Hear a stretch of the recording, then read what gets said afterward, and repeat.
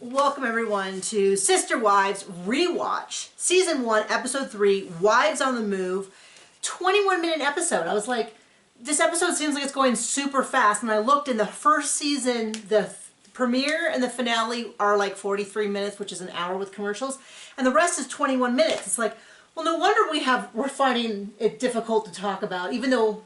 Alternative title, how Robyn makes it just about her. Oh, the whole thing. Okay, so, well, first of all, hello to all my Patreons who are watching this at least a week early. I'm so thankful for you. And also thankful to all you watching on YouTube. Still totally appreciate you. We're still making a majority of our content available on YouTube because we appreciate the audience we've built there. I came into this rewatch with a particular philosophy, which was that I was going to watch it with objective eyes, fresh eyes. I was going to forget everything I had seen in the subsequent 16 seasons and just try to evaluate. I'm going to be open to Cody as lovable, Robyn as an earnest young bride just looking to do the best. That has not worked for me. How's it worked for you? I'd never tried. Oh, of course. I find it so hard, basically impossible, to separate. I see all of it through the lens of what happened through season 17, and the snark just comes forth from me, and I cannot help it. So I'm doing the best I can, but if I seem like I'm incredibly judgmental, that's because I am. That's my nature. We don't care. So we're watching it. We're probably going to be a little snarkier than we were the first 2 weeks because it's just so hard to watch. You know, because every time, like, Christine does something nice, I'm like, oh, there's Christine being hateful to all of her sister wives. You know, and every time Robyn fake cries, you're like, oh, this again. What am I going to do? What am I going to do with it? So we saw the first episode where we met the initial wives. We learned about how Janelle gets up at the crack of dawn, works all day long to provide for the family as one of the main financial providers for the family. She would rather go out and work than be with the kids, which is totally fine. Some people just... I mean, men, women, there are people that are excel in a domestic life, and there's people who are like, maybe I would do better elsewhere. And Janelle is good to know yourself. Businesswoman, and luckily she has the most amazing partner in the world, Christine.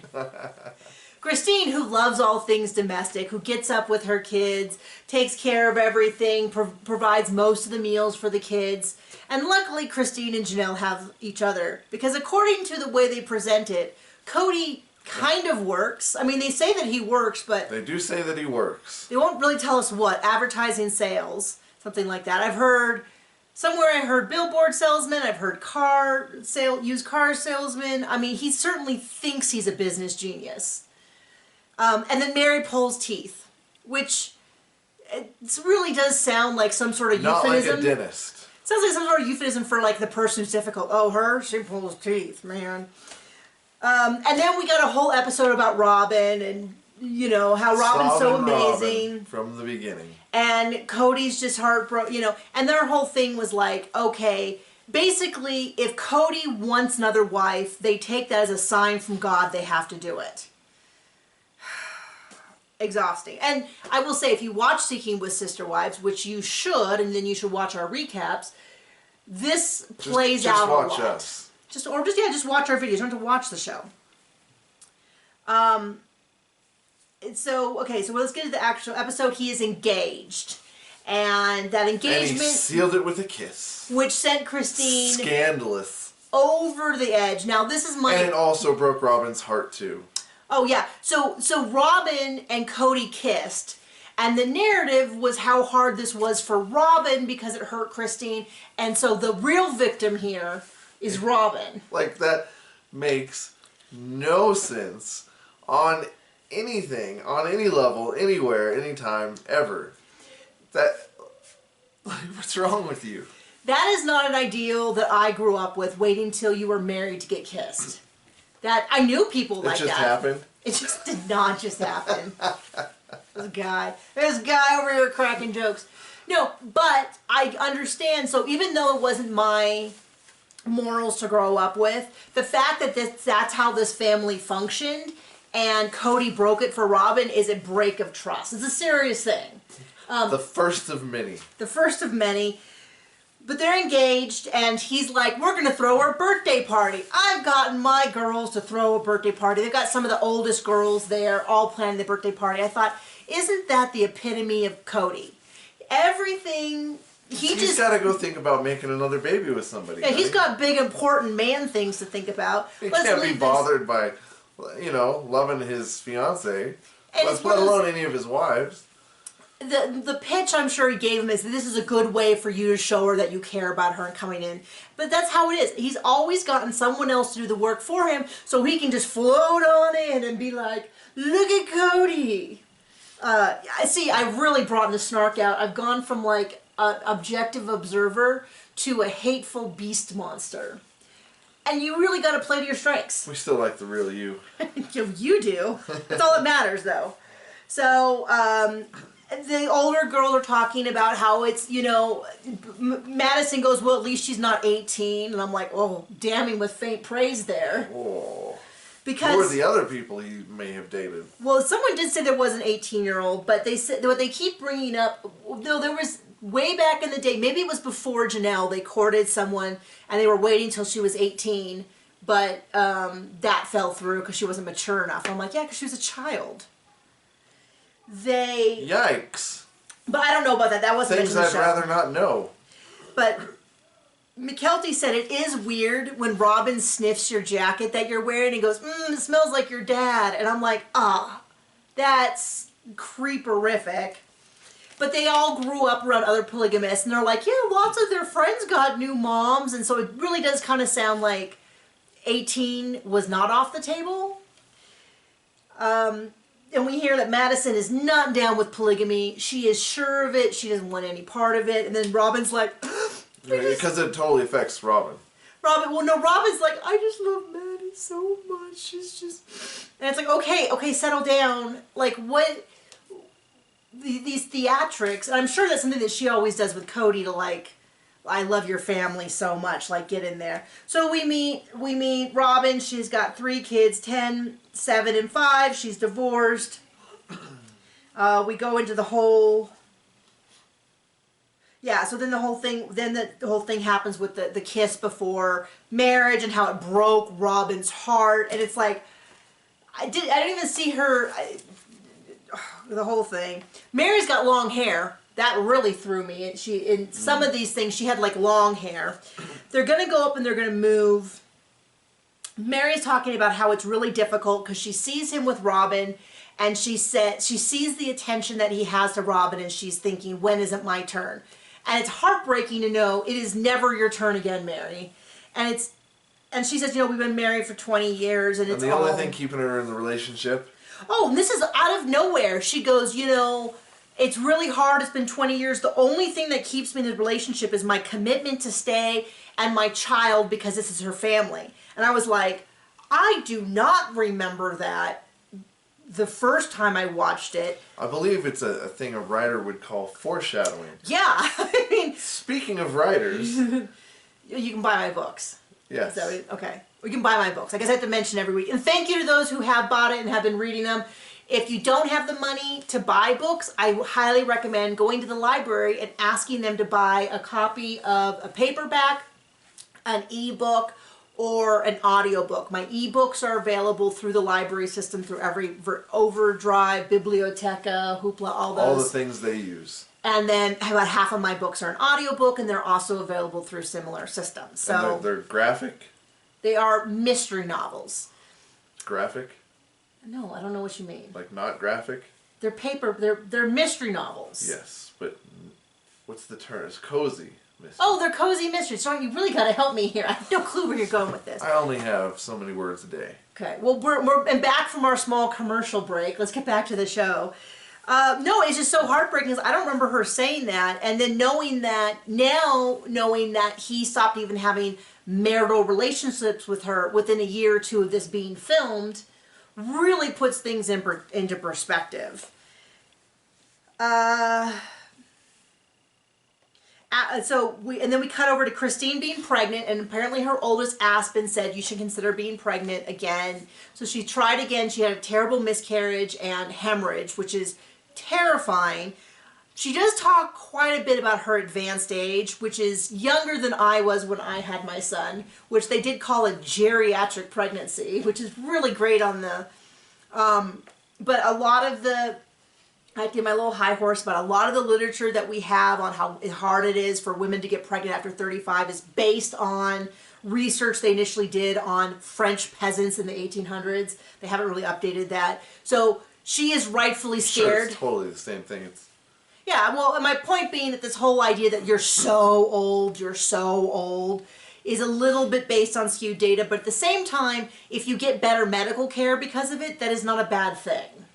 But they go, part of me was like, did he only go to this appointment so that he could be on camera? And part of me goes, yeah, I think so. And they talk, there's the doctor does this long thing about the heart. When I went to my OBGYN, she was excellent. She did not give me long lectures about how when you're born, there's a literal change of heart. Did you follow any of that? No. It definitely felt like they prepped him ahead of time and they like asked him if he could say something really deeply meaningful or something, or I don't know what it was, but it was definitely like, I've been to a lot of OBGYN appointments, and because of our miscarriages, unfortunately, we've spent a lot of time talking to OBGYNs about... And never did they get philosophical or... Yeah. You know who did get philosophical with me once? My vet. Do you remember this? Yeah, I do. So I had a vet. Turns out, found out much later on, Janet Evans, the famous swimmer, is his daughter. Never told me all those years I worked with them. But we had many dogs. I had a Great Dane. She lived a super long life, like 14 years. She had a stroke at the vet's office in the parking lot. Not great, I mean, but they like put us in the back room and let us sit with her while she passed. John came back from work. It was as beautiful a passing as you could be. We pet her, we stayed with her while she gently passed away. A great deal of comfort. But after that, he pulled me into the office and gave me a little speech about how he doesn't know what happens to, I'm gonna get emotional. That he doesn't know what happens to pets after they die, but he knows what happens to them before they die. And that she had a very good life and that we gave her wonderful care.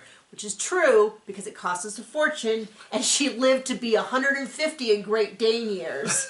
I mean, she really I took her out at night and had to squeeze her hips so she'd poop and fart, and the neighbor kids thought that was hilarious. Yeah.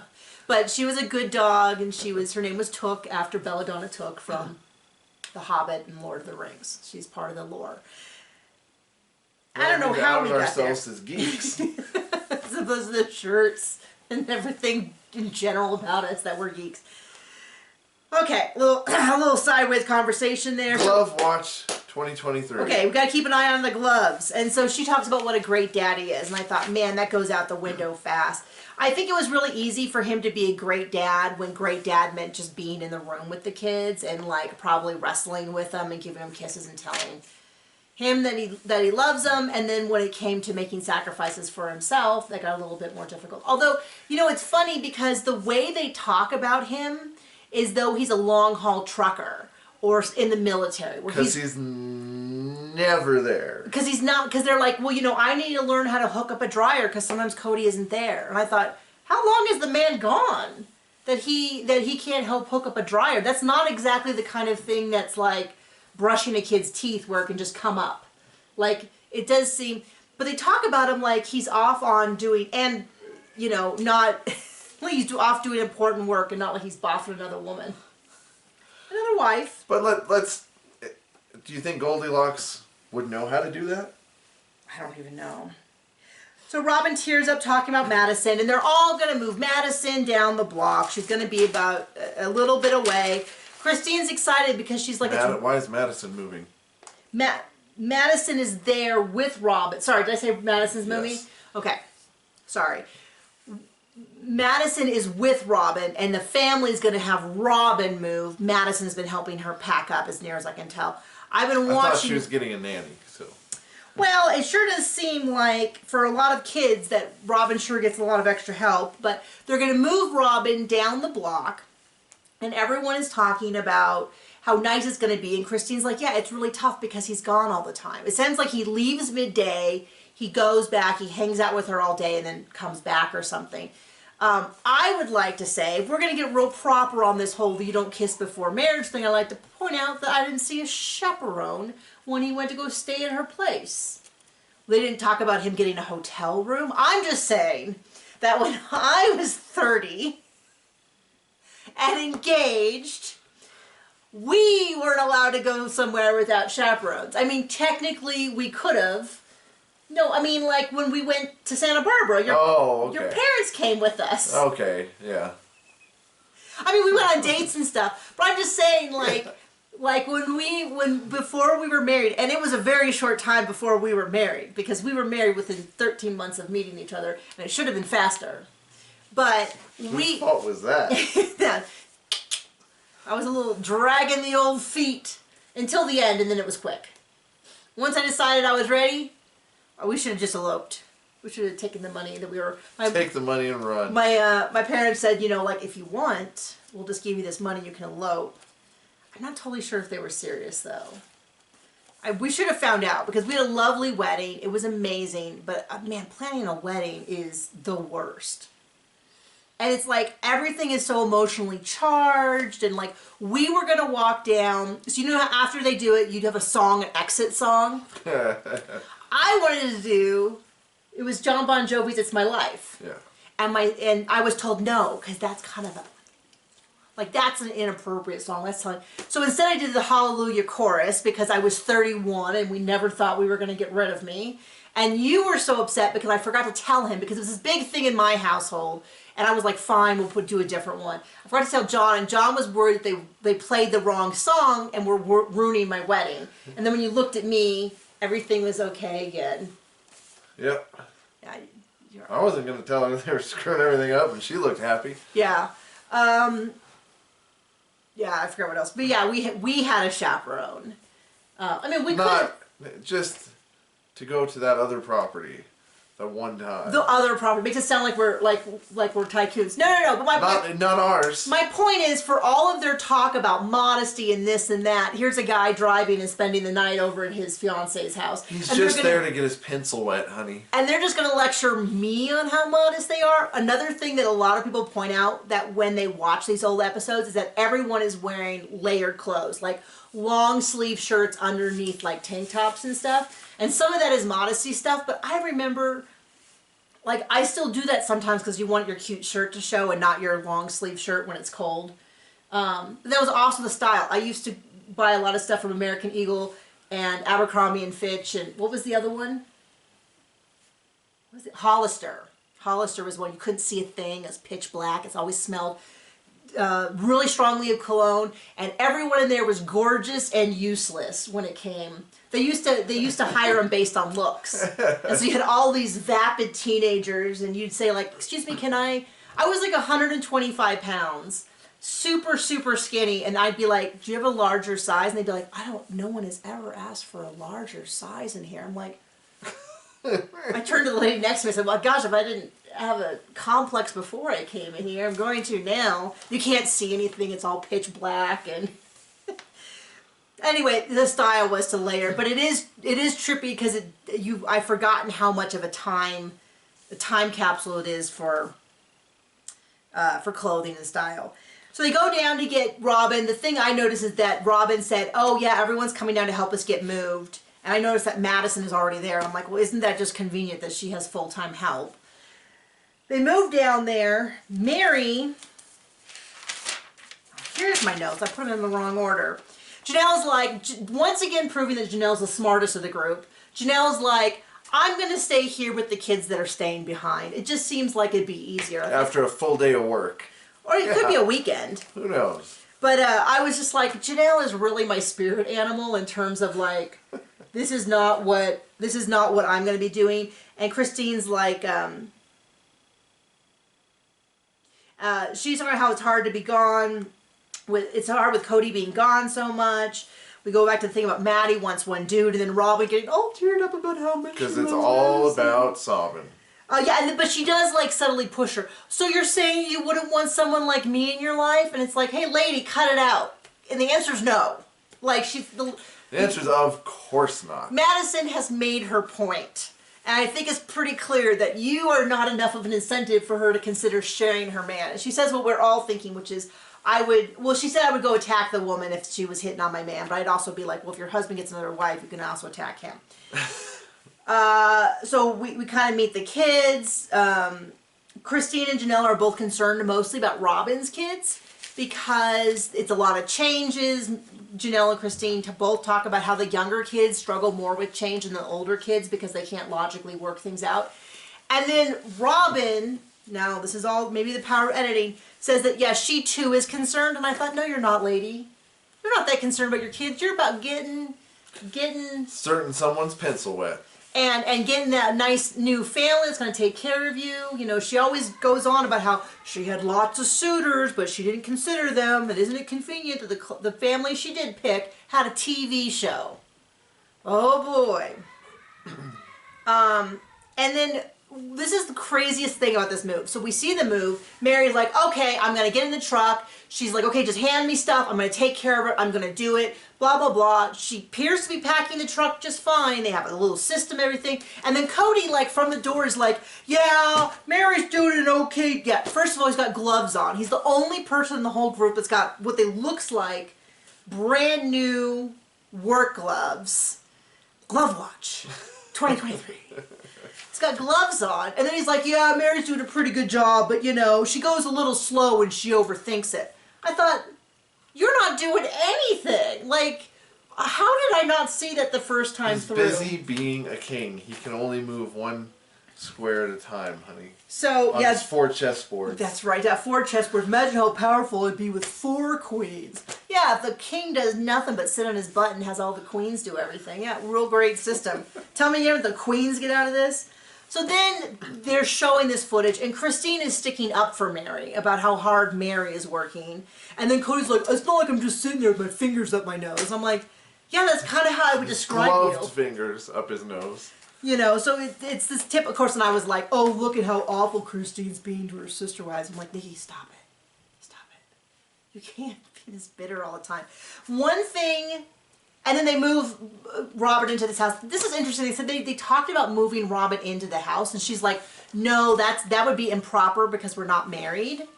And I thought, or does she just want a place to herself away? And then second thought was, there's only 3 kitchens. Who was she going to move into with? I'm guessing Meri, because Mary's the only one who would have had a separate room. They wouldn't have been able to, I know Cody would want her in there, so it's nice and convenient for him. But I think that whole pushback had nothing to do with, oh, we're not married, it would be improper. And everything to do with, I'd rather have a house of my own with my own kitchen, my own bedrooms. And then also, when Cody's there, he's 100% there. There's no knocking on the door. Although it doesn't really sound like anyone gets anything from him useful when he is there anyways. One of the things that I'm on a watch for with this season, we're going to have to see how it goes, is I remember thinking that Meri was the favorite wife before Robyn joined. And I don't remember why, other than I remember it was really apparent to me for a long time that he liked Robyn. He was definitely head over heels for this, you know, to me it's always been like a midlife crisis.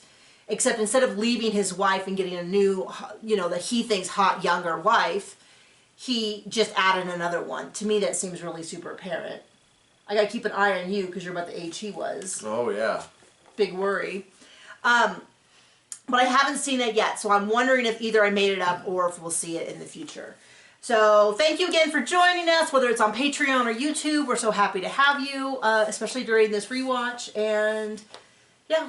We'll see you around. Any parting thoughts? No? Okay, bye.